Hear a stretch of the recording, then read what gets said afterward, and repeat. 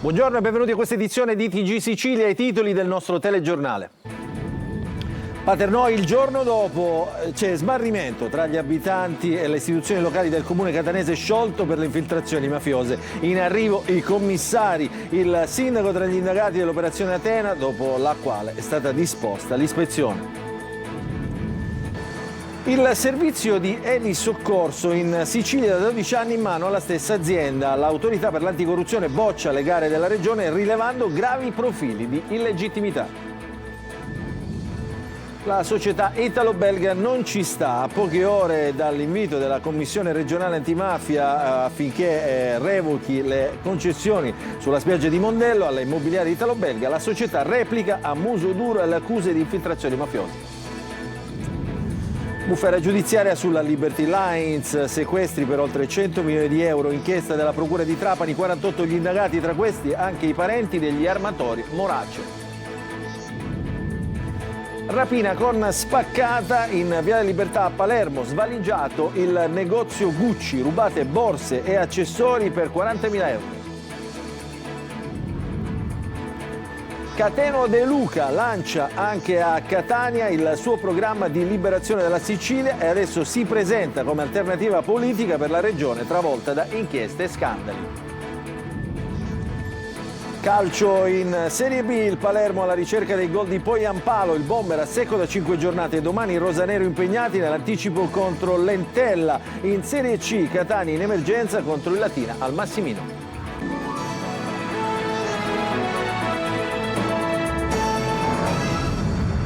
Ancora buongiorno. A Paternò la notizia del giorno per i cittadini è lo scioglimento per infiltrazioni mafiose del comune. Il provvedimento arriva dopo la relazione della commissione disposta l'anno scorso dall'allora prefetto Librizzi. Nino Naso, ormai ex sindaco, in una nota si dice amareggiato e innocente. Il servizio di Adelaide Barbagallo. È una cosa che dispiace, a chi è paternese penso che dispiace. Non c'è niente più da fare in questo paese, si è rovinato, basta più. La notizia dello scioglimento per infiltrazioni mafiose del comune di Paternò viene vissuta dai cittadini con amarezza, frustrazione, rabbia.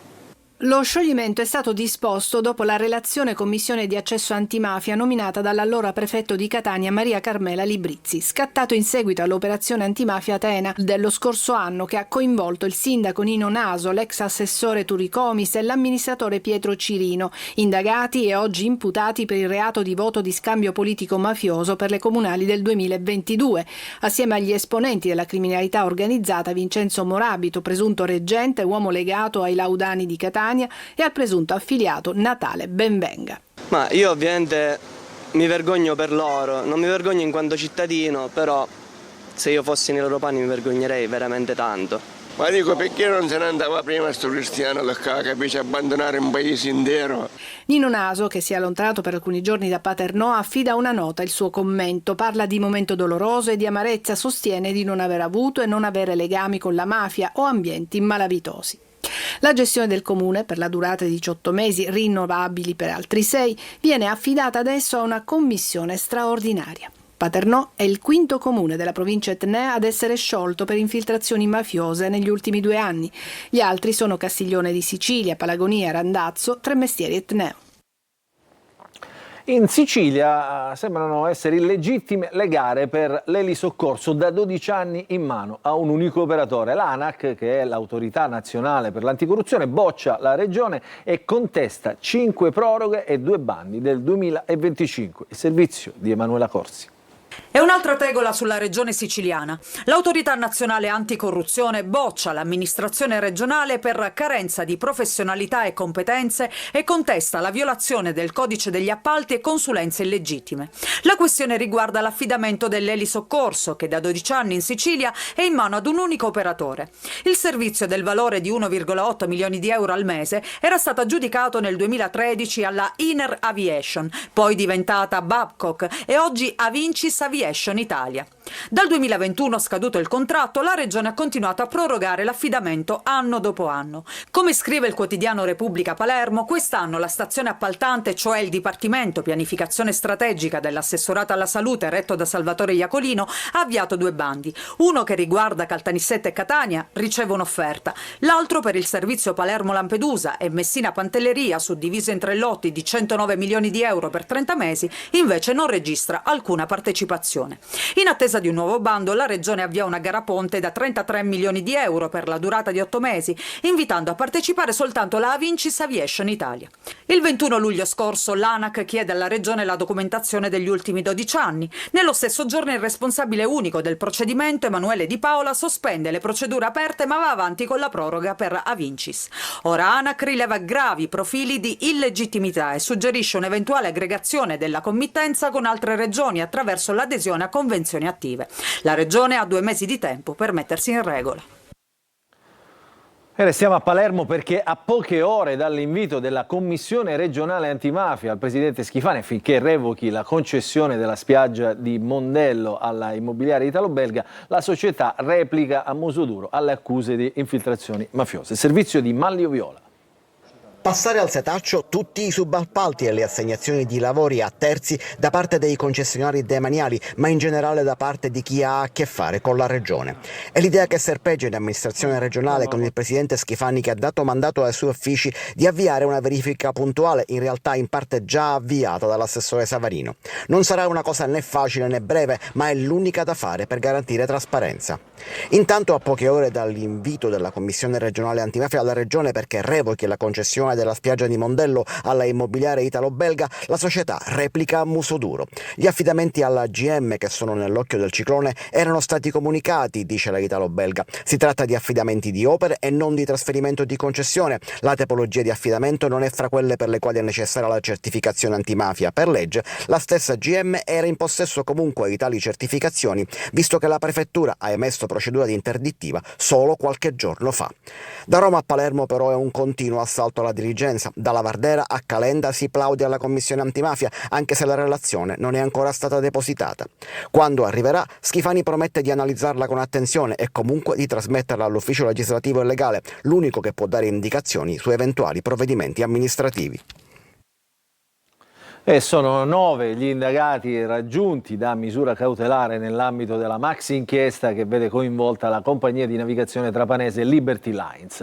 Complessivamente sono 48 gli indagati, tra questi anche i parenti degli armatore Morace. I collegamenti però con le isole minori continueranno ad essere assicurati. La procura ha nominato 3 amministratori giudiziari. Il servizio è di Laura Spanò. Compariranno tra lunedì e martedì davanti al GIP di Trapani e Massimo Corleo le 9 persone per le quali la Procura ha chiesto l'applicazione delle misure cautelari nell'ambito della maxi inchiesta che vede coinvolta la compagnia di navigazione Liberty Lines, che opera nei trasporti veloci sulle rotte che collegano la Sicilia alle isole minori. Sono manager, amministratori e ufficiali della Capitaneria di Porto indagati a vario titolo per i reati di corruzione, falso, frode nelle pubbliche forniture, rivelazione di segreti d'ufficio, attentato alla sicurezza della navigazione. Gli indagati sono 48, comprese 2 società di navigazione. Oltre alla Liberty Lines anche la SNS, società realizzata dagli armatori Morace e Franza per acquisire dalla Regione la dismessa compagnia Siremar. Il nome di Franza però non compare tra gli indagati. Compariranno dinanzi al GIP lunedì Alessandro Forino, Anna Alba, Giancarlo Licari, Ferdinando Morace e il sottufficiale della Capitaneria di Porto Elio Maniglia. Martedì sarà la volta di Marco Dalla Vecchia, Gennaro Cotella, Gianluca Morace e Nunzio Formica, tutti della Liberty Lines. L'indagine della finanza, coordinata dalla Procura, è scattata nel 2019 ed è arrivata sul tavolo del GIP nel dicembre 2024. Un faldone di 4.000 pagine. L'invito a comparire invece è dello scorso 14 novembre. Ancora una volta, dietro i collegamenti veloci navali tra la Sicilia e le isole minori, emerge così uno scenario fatto di gravissime complicità. Obiettivo: lucrare il più possibile sui fondi pubblici messi a disposizione dallo Stato e dalla Regione. Dalla Procura di Trapani fanno sapere che l'inchiesta e l'esecuzione dei sequestri non ferma l'attività di navigazione, indispensabile per garantire i collegamenti tra le isole minori e i porti della Sicilia. È stato per questo nominato un collegio di amministratori giudiziari composto da 2 dottori commercialisti e un avvocato. Un'auto usata come ariete, colpo da Gucci in via Libertà a Palermo, rubata merce per 40.000 euro. I ladri hanno sfondato la vetrina della boutique di lusso riuscendo a portare via borse e accessori e riaccendendo ovviamente il tema della sicurezza in città. Il servizio di Marco Gullà. Torna in azione la banda della spaccata e stavolta poco prima dell'alba ha preso di mira le vetrine della Maison Gucci in via Libertà, pieno centro di Palermo. Saccheggiato il negozio, i ladri hanno rubato merce e borse per circa 40.000 euro. Per farlo, intorno alle 5:30, si sono scagliati con una macchina contro le vetrine andate in frantumi dopo un paio di tentativi. Il rumore non sarebbe passato inosservato, è scattato pure l'allarme, ma la banda, composta da almeno 3 persone, nel frattempo si è dileguata. Sul posto le volanti della polizia e gli investigatori della polizia scientifica. La zona antistante alla boutique è stata trincerata con il nastro bianco-rosso e gli investigatori hanno acquisito le immagini dell'impianto di videosorveglianza. Sul posto anche il personale della scientifica che ha analizzato la scena del crimine e sequestrato il paraurti della macchina rimasto sul marciapiedi davanti al negozio. L'ultimo furto tentato dai ladri da Gucci risale al 2023, il giorno dopo un assalto da Louis Vuitton, ma in quell'occasione i ladri riuscirono a mandare in frantumi la vetrina senza però accedere al negozio. Era andato invece a segno il colpo del 2018, quando i ladri usarono una lancia per buttare giù l'ingresso della boutique. È stato arrestato in Albania il 43enne Elvis Ziu, considerato dagli inquirenti il principale tramite tra la mafia gelese e i canali della droga nel nord Italia. La cattura chiude il capitolo chiave dell'indagine The Wall, che ha svelato un traffico internazionale tra Sicilia, Lombardia e Balcani. Ci racconta tutto Gerry Italia. È finita in un villaggio dell'Albania centrale la fuga di Elvis Ziu, 43 anni, ricercato internazionale, ritenuto dagli investigatori il fornitore di droga del clan mafioso di Rinzivillo. A fermarlo, dopo settimane di pedinamenti e scambi informativi, una squadra mista di polizia italiana e albanese, coordinata dallo SCIP, dal nucleo investigativo dei carabinieri di Caltanissetta e dalla forza operazione speciale albanese. Su Ziu gravava una red notice dell'Interpol emessa dalla DDA di Caltanissetta: traffico di stupefacenti, detenzioni di armi e l'aggravante di aver favorito Cosa Nostra. Un profilo considerato altamente pericoloso al centro di una rete che univa Lombardia, Sicilia e Balcani. Il suo arresto si inserisce nell'operazione The Wall, la stessa che nel settembre scorso aveva portato a 15 arresti. Un mosaico investigativo che ricostruisce un'organizzazione guidata, secondo gli inquirenti, dall'avvocato sospeso Grazio Ferrara, con base nel bar dei Muretti a Macchitella, un vero quartier generale per incontri, scambi e accordi. Accanto a lui figure come Giovanni Rinzivillo e Rocco Grillo, capaci di mantenere contatti anche dal carcere, ed è proprio qui che si inseriva Ziu, il tramite per far arrivare in Sicilia cocaina e hashish acquistati nel nord Italia. La cattura da Sturkas chiude un nodo cruciale della rete, una struttura criminale, dicono gli investigatori, ormai pienamente transnazionale e che solo la cooperazione internazionale è riuscita stavolta a fermare.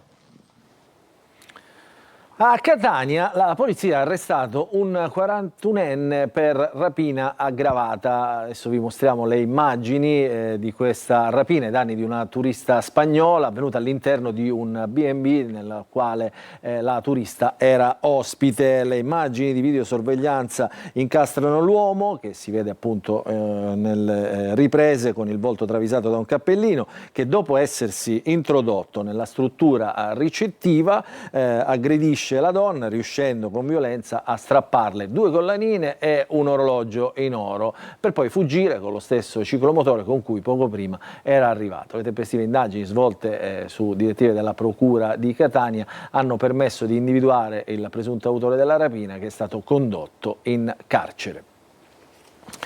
Adesso la politica, Cateno De Luca arriva a Catania per presentare il suo nuovo progetto politico. Liberiamo la Sicilia dalle lobby che impongono un pizzo legalizzato, ha detto il leader di Sud Chiama Nord, oppure questa terra continuerà ad essere soffocata da giochi di potere e improvvisazione. Il servizio di Emanuela Corsi.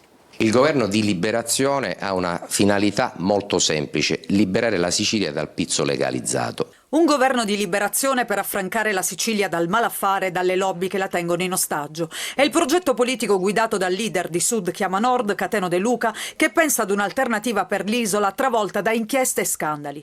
Un tour attraverso le province siciliane che fa tappa anche a Catania. Le riforme diventano indispensabili, la Sicilia non si cambia con gli slogan e di conseguenza dobbiamo anche evitare che i prossimi inquilini dei palazzi principali possano essere contaminati da certe tentazioni. Il governo di liberazione ha questo obiettivo: mettere uomini e donne di buona volontà che individuano quelli che sono i percorsi di riforma, e noi ovviamente li porteremo all'interno del Parlamento siciliano. Intanto De Luca nei giorni scorsi aveva chiesto al presidente dell'ARS di calendarizzare la mozione di sfiducia al presidente Schifani prima dell'avvio del percorso sulla legge di stabilità.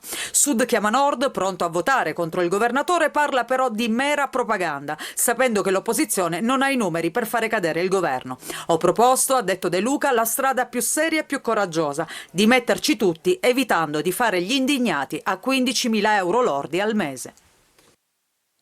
Adesso cambiamo decisamente argomento, parliamo di Oscar Farinetti, l'imprenditore patron di Italy, che ritorna in Sicilia in veste di scrittore per presentare il suo primo romanzo, che si intitola La regola del silenzio. La presentazione all'Accademia Zelantea di Acireale rientra nel programma di eventi culturali promossi dalla città e dalla regione. Il servizio di Desiree Ferlito.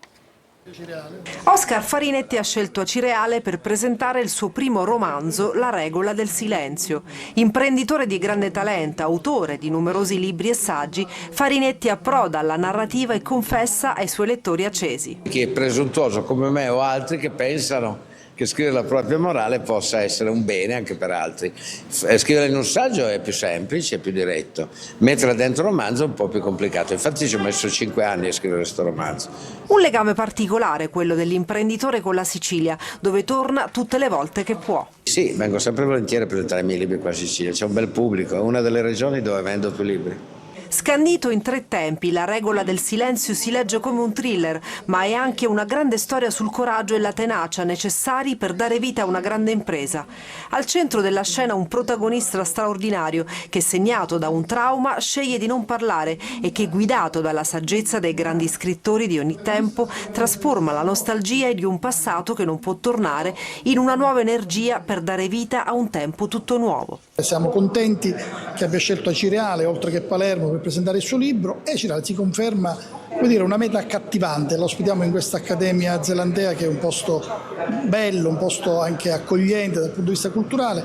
Cerchiamo di fare anche noi bella figura, perché il nostro nome viene poi esportato fuori dai nostri confini proprio dai personaggi importanti che ci vengono a trovare. La presentazione della regola del silenzio rientra nel programma di eventi culturali promossi dalla città, dalla regione e dall'Accademia, con l'obiettivo di offrire occasioni importanti di confronto e stimolo per tutta la comunità.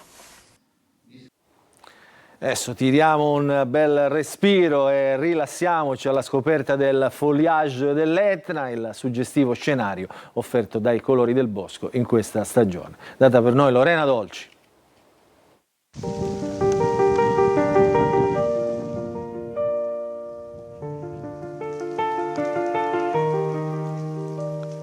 Le foglie danzano nel silenzio blu,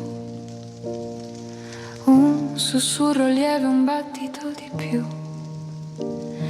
La luna... Un mosaico di colori, paesaggi che sembrano dipinti. L'autunno è un'opera d'arte che si rinnova ogni anno, quando le foglie si tingono di bruni, rossi, arancio, una fiammata di colore prima dell'inverno. Lo chiamano foliage e nel mondo è diventata un'attrazione. Scenari d'autunno che si possono ammirare anche a pochi passi da casa nostra. Una giornata di pioggia sull'Etna, a Piano del Vescovo. Siamo in un bosco di faggi splendido, bellissimo, dove i colori esprimono il massimo della natura, dove è il momento della chiusura di un ciclo che è partito già in primavera e in questo momento si chiude con questi colori molto caldi, dove si varia dall'arancione al giallo al rosso. Il cuore ascolta il suo stesso tormento. Non c'è un giorno preciso, dipende dal clima. Sul vulcano lo spettacolo è già iniziato. I castagno, c'è qualche acero, c'è qualche pioppo tremolo che in questo periodo arricchiscono questo luogo appunto con i loro colori nel momento in cui perdono le foglie. Un paesaggio incantato dove, come nelle favole, tutto è possibile. Su queste meravigliose immagini della natura e dell'Etna noi ci fermiamo per una piccola pausa, ritorneremo subito dopo con il calcio.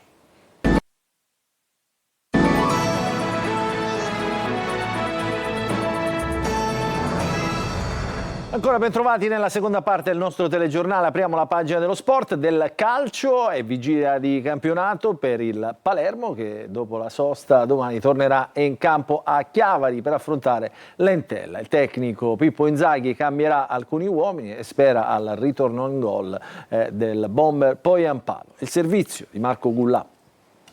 Alla ricerca del gol perduto, Joel Poyampalo domani a Chiavari contro l'Entella proverà a spezzare il digiuno di reti. Il finlandese non segna da 5 gare e parallelamente al suo ramadan di gol c'è anche la crisi di risultati del Palermo. Dopo la sosta, rosanero quindi domani in trasferta contro l'Entella. Inzaghi valuta qualche novità per la sfida di domani alle 15, ma senza stravolgere l'impianto della squadra. L'allenatore è orientato a confermare il 3-5-2 utilizzato nelle ultime gare, magari ritrovando un'impostazione più da trasferta, in linea con le caratteristiche dell'avversario e con il terreno di gioco, il sintetico.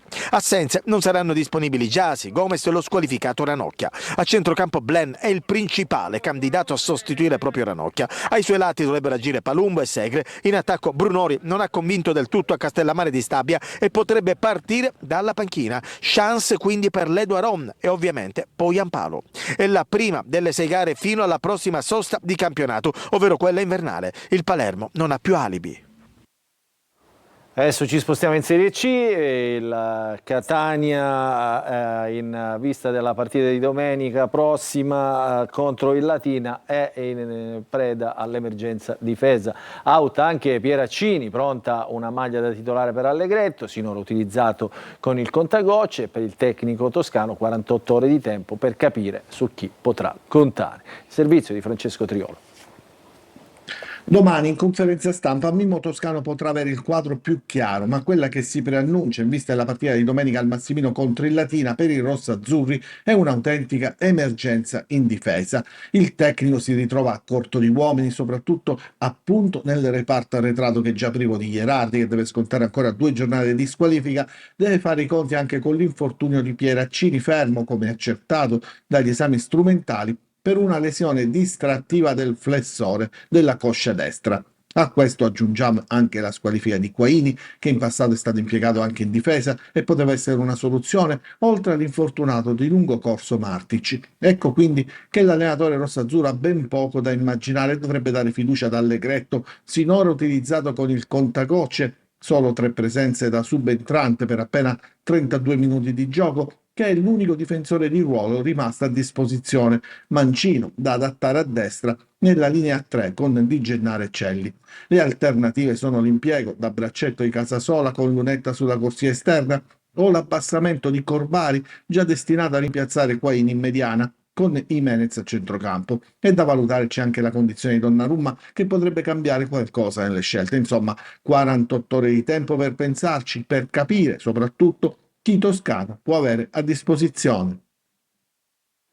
Adesso una notizia che riguarda il Trapani Calcio, cambio in corsa del vertice dell'area tecnica. Si tratta del massimo responsabile della gestione tecnica della società, affidata lo scorso mese di dicembre all'esperto Peppino Pavone, prima in qualità di direttore sportivo e poi di responsabile dell'area tecnica. Al suo posto già da ieri sera il presidente Valerio Antonini lo ha sostituito con Luigi Volume, ex DS della Salernitana, Ternana, Taranto, Matera, Brindisi e Martina Franca.